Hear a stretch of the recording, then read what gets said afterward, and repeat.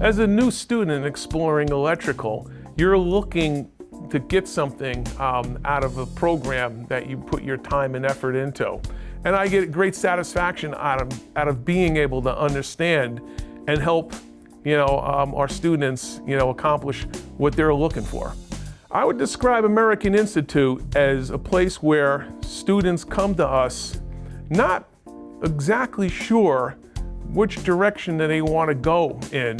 So I think American Institute is here to provide that initial path to get to a goal, that we define over the course of our progress together.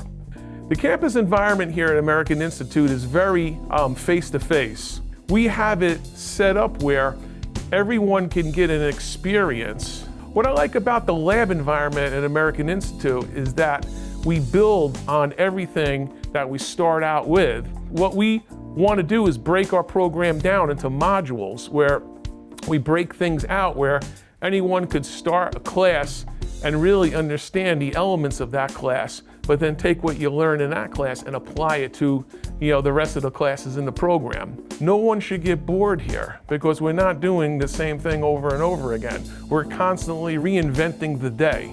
And that's how a day in the life is of a tradesperson. In this field, the electrical field, I could say that no 2 days are exactly alike. And that is really engaging because as an electrical technician, you're everywhere. All the trades rely on the electricians. Eventually it comes down to you to be there to fix a problem, to solve a person's problem.